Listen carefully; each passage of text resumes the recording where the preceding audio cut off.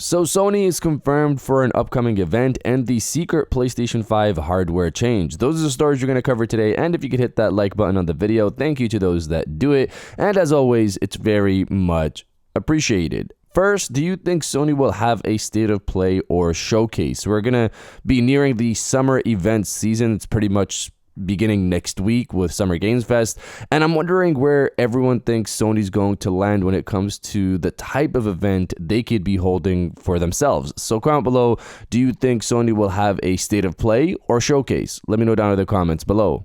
Now, diving into the first story of the video, PlayStation 5 secret hardware change. Reading from PlayStation Lifestyle, Sony may have quietly discontinued a PlayStation 5 accessory, replacing it with a more expensive higher-end model. Players began noticing the disappearance of Pulse 3D wireless headsets as far back as 6 months ago, and now it's not available to purchase on PlayStation Direct either. Sony didn't officially announce the discontinuation of the Pulse 3D model, but we've seen reports from various regions that it's no longer available in stores. Pulse 3D has presumably been replaced by the Pulse Elite, which costs more money. Some players have been left frustrated by the change. We've seen a number of threads pop up online on gaming forums with players complaining about issues with the pricey Elite and being unable to find a new Pulse 3D headset. I had Elite and the Audis Maxwell, and honestly, I returned to the Pulse 3D due to the great sound, comfort, and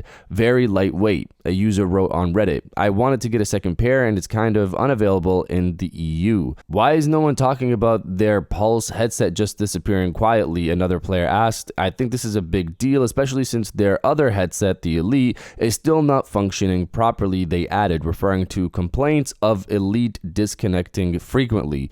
At the time of this writing, we can confirm that Pulse 3D isn't available to purchase via PlayStation Direct. So I haven't actually paid attention to this, but I tried looking to get a Pulse 3D headset. I looked it up on Amazon, and outside of a special edition version being sold by Amazon, the normal one, the normal white one or black one, they're aren't available anymore. It seems that you have to go through a third party to be able to get those headsets. I assume this is because the Elites are an improved version of the headset, so maybe that's why Sony has moved away from the Pulse 3D. Obviously, it's more expensive, so that's where some of the frustration comes from, so I get that.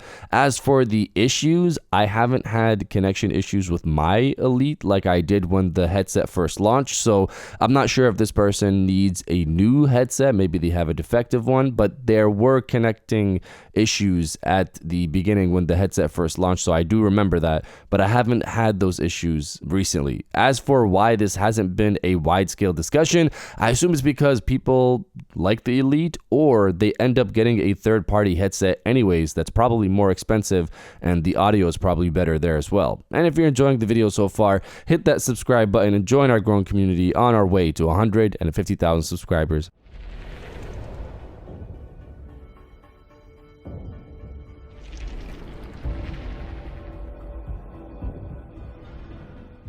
Now, diving into the second story of the video, new reveals from Sony, the next event. So, we're still waiting on what is hopefully Sony's own dedicated state of play or showcase or whatever they decide to do, but they have been confirmed for another event, unless this is a tease for Sony's own event. So, reading from yahoo.com, while Sony has been quiet about its summer plans, Jeff Keighley has not. The Summer Games Fest is upon us, and the event just announced its first round of partners, one of which is PlayStation, confirming Sony's gaming division will be at the event in some capacity. As announced by the official Summer Games Fest Twitter account, the summer gaming event will feature tons of game companies and console makers like 2K Games, Amazon Games, Nintendo, Xbox, NeoWiz, and many more. As these appear in alphabetical order, PlayStation is seen near the bottom of its announcement graphic, right in the center.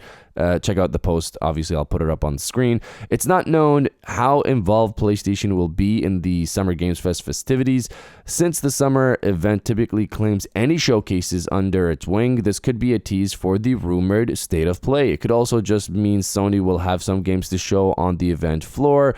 It could also mean a PlayStation announcement can be made during Summer Games Fest showcase on Friday, June 6th. Of course, this is all speculation, and we will know once the event begins begins next week. So as the article points out, this could be multiple things. Sony showing off something at the Summer Games Fest showcase next week, or have something on the show floor, or a tease for their own event. The last one makes more sense for me this year, especially considering we've heard reports that Sony is set to have an event in June. I'm not throwing out that Sony could have something at the Summer Games Fest showcase, but this year we have an event reportedly happening in June. Unless Sony is set to have their event before Summer Games Fest, which starts on June 6th, so sometime before the 6th next week, Sony could have a state of play, because if they're doing something next week, at this point it wouldn't be a showcase since they haven't had enough time to announce it ahead of time. They usually do it a week ahead, they announce it, and then they have the showcase. So if they're doing something next week before Summer Games Fest, it's probably going to be a state of play.